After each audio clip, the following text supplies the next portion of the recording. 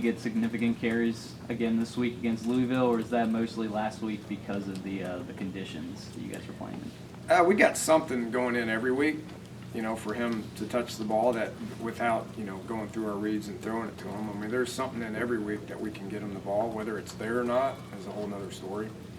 It's just coaching, and due to the fact that a lot of teams are doing things that makes it hard to prepare for, and you can't pinpoint what they're going to do in specific situations, and it makes in-game adjustments important, and it makes the quarterback making sure it's there before he pulls the trigger on it.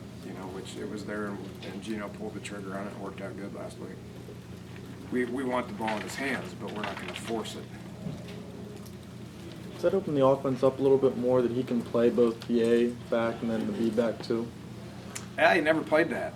He hasn't lined up at running back.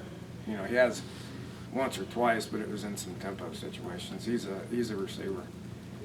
He's not lining up at back. You talking about Tavon? No, I'm talking about Sean. Oh, Sean? Being the B Okay. back and being the A. Are you talking about Sean or Tavon? I was talking about Sean. Oh, well, you should have told me. I answered that with Tavon. Oh, sorry.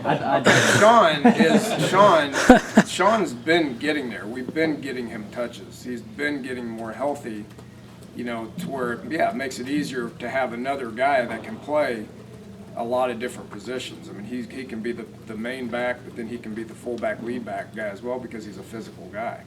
So having guys like him that can play more than one position is definitely, it is definitely a good thing. And then, we'll keep trying to get him the ball as long as when he runs it, he keeps going forward. How big a difference has Molinari made for you guys, especially in field positions? Huge. Yeah, huge. Again, it starts with the snap, which one of the most underrated guys on our team is Cody Nutter. I mean, he's a senior, and he's been perfect on his snaps for, 8 games, both in PAT field goal situations and punts, so it starts with him. And then Molinari's done a great job of identifying when they're coming, when they're not coming, and gauging it as far as how much time he's got and pinning it inside the 10 and getting it downfield, getting it off and getting it downfield. It's been huge. Were Nutter snaps that good last week? Yeah. That's why he's. Yeah. Do you, Which again goes back to, the handling of the ball Yeah. was challenging last week, and he did a great job. When you kind of look at this team and how they approached the Syracuse game, and obviously things didn't go well, and you guys talked about the mental part of the game, did you sense a different kind of feeling going into last week, and is it there again this week? Yeah, probably a little bit. When you're backed up, you tend to, respond with a little more, energy. Which I thought the preparation was better, the effort was better. I thought we were excited to play going into Syracuse. Now, the biggest thing was, and our preparation was fine, but the biggest thing was when we got smacked, we didn't respond. And last week, there was lots of opportunities just to shut it down, from, it's too cold to they're winning by 10 to, this is not working out the way we wanted to and all the rest, and we responded better within the game. So, I anticipate our preparation this week will be fine. And again, it's about continuing to mature as a team and play well together and pick each other up and, have more energy and excitement than the other team. And then when things get bad, having the ability to step up and do something about it. Are you encouraged that Gino's making more football plays? Do you see that? You see him growing in your offense that way? A little bit. Still got some room to grow. So half of it's mental and half of it's making a play. And he'll keep getting better from a mental aspect of things. He still makes mistakes, as I do, and he does, and everybody does. That we're human and it happens. But being able to overcome those is something that's important. And then just making a play, which the touchdown, he made a play. That was not a designed quarterback end around play. That was a see if you got it. If you don't have it, don't force it, make a play. And he did, and he needs to keep doing that. What is your philosophy on the quarterback running? I mean, definitely don't want him to do it, definitely do want him to do it, someplace in between? Somewhere in between. We want him to get the ball out of his hands and more talented people. that can do something with it. We want to keep his body out of harm's way as much as we can, which is impossible to do throughout the course of a game, but we need to do our job as coaches to not put him in situations where he's taking a beating. So, when he's out of the pocket, when he's in the pocket, get rid of it. If it breaks down, get out of it. But then once you get out of it, put the ball in play, whether that's by throwing it or whether that's by deciding to run it. You got to make the best decision you can, and we can't yell at him run or yell at him throw. He's got to make that decision on the go. Talk about the importance of getting pressure on the quarterback, obviously, but especially when it's a young guy like Bridgewater coming in and kind of forcing him to make that decision, make it quickly. Yeah, which when I studied their offense 2 weeks ago, preparing for Rutgers, Louisville is one of the games that I studied offensively. And it seemed to me like they were doing a pretty good job of that. He didn't get caught with the ball very much, so their run game was getting a little bit better. And when they threw the ball, he was getting it out pretty good. But as anything, when they're in throwing situations, we got to go get them. We got to attack the ball. It's part of attacking the ball is attacking the guy with the ball. Were they taking Stedman away from you? Is that why he didn't get thrown to at all in the first half? No, it was conditions. The wideouts, the guys farther away from the ball didn't see the ball very much, because they were way out there and it was hard to get your footing and get it to them. So the 2 times we got it to them, it looked pretty good. And we probably maybe could have made a little bit more effort of forcing it to them, but we didn't really want to do that. We didn't run as many plays and we ran the ball a lot more than we have. So there weren't as many opportunities. How about their quarterback in 5 games? What have you seen from game 1 to 5 starts, I should say, from the first one to the fifth one? Louisville's guy? Yeah. He's the ability to make a play. He's probably a lot like Gino was 2 years ago. Growing into himself, learning, talented, good arm. Has the ability to get out of it and run downfield.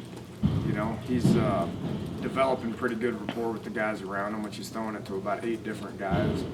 So just familiarity with the offense and the ability to sit in the pocket and be a pocket guy, but then when things break down, be able to make a play with his feet.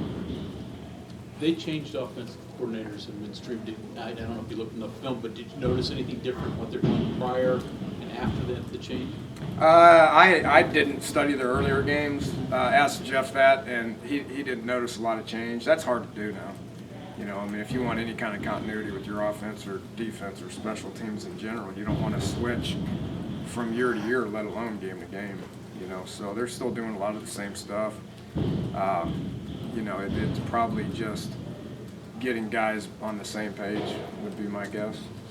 Without being on the inside of it, they probably got guys on the same page a little bit more. They settled on some positions at that point, primarily with the quarterback. Now that it's official, can you share your thoughts on the program moving to the Big 12 and what that'll mean from the football side of things? Yeah, it remains the same as it was 2 weeks ago. Speculation. We're not talking about it. To last week when it became official, we're not talking about it. To this week, it's gonna happen and we're not gonna talk about it. Now, I will, from a what our job is, which I'd be, one, I'd be naive to know that I don't have to talk about it, but also within the task at hand with our players, with our coaches, they've been instructed, I've been instructed that it's about Louisville. And last week when it became official, on Thursday, Friday, we brought the guys together for about 30 seconds, and I told them it was official, but I also told them it doesn't mean anything. It doesn't mean anything with this week, and it doesn't mean anything with next week. What our task at hand is the same goal of what it was, in August, which is, to win the Big East. That's what our challenge is, and that's what our goal is, and that's where all our focus, effort, and energy is on. Now, with that said, the direction of the program, that's something I'm excited about. I can assure you that. And I understand, the Big 12, what they're about from a national perspective, from a facilities perspective, from a, academic perspective, and, the amount of changes and challenges that need to take place here at West Virginia are going to be something that's going to take a long time to get done. So it's a huge task. It's not an overnight fix. it's great to be able to solidify our future and what we need to do to put ourselves in position to be successful. In a recruiting sense, is that a relief to be able to at least tell a prospective recruit where he's going to be playing now? And you know Yeah, for certain? yeah, it is. Which that was one of the challenges, was about future is not what's happening when I'm in here talking to the team or we already know what our task is in here. It's whatever we show on the films to get better for or move on or go practice or whatever. But from a futures standpoint, from raising money to facilities to recruiting, all that stuff that affects the future, it makes things easier because you know where you're headed and you know where you're going, you know what you got to do. What are the challenges, Dana? You mentioned you faced a couple of challenges here, things that have to change have to take place. Yeah.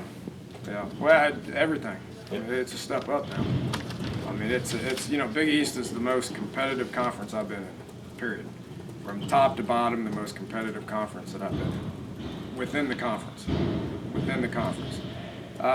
Big 12, as far as setting a standard from a facility standpoint, from a recruiting standpoint, from a TV exposure standpoint, to an academic standpoint, something that they set the bar very, very high. And I know West Virginia is capable of adding to that, from a fan base perspective, from how many people go to the games perspective to everything. So it's going to be something that we're going to have to evaluate everything and try to make it as good as we can to be able to compete. So you don't feel like it was any kind of distraction, obviously, then, for players last week?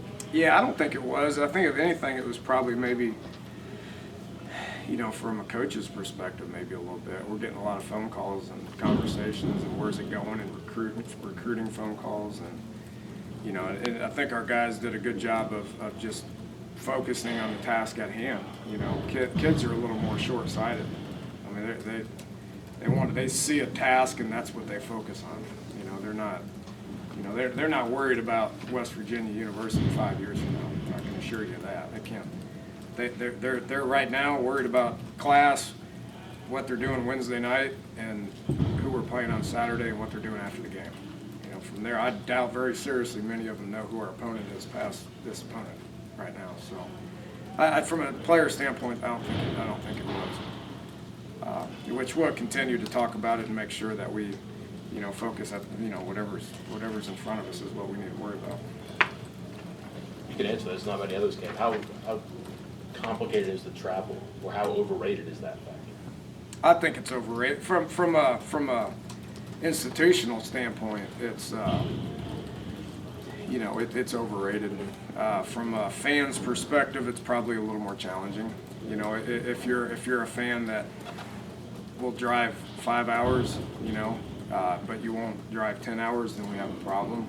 Then you need to start looking into booking airline tickets a year in advance, to get cheap flights, which I know all the places that we'll be playing will be, places that we can get to. It's air travel, which it's all kind of gone air travel anyway right now. There's some fun venues now. I can assure you that. There's a lot of good places out there, and there'll be a lot of fun times ahead. Who gets the most snow? Iowa State. That's one of the colder games I've ever been in. Was I think it was 2005, Iowa State. Been there I think 3 times. 2 of them were really, really cold. The thing that made that game Saturday so challenging was the cold mixed in with the wind, mixed in with the rain, sleet, ice, snow, slush, and it being constant for 5 hours.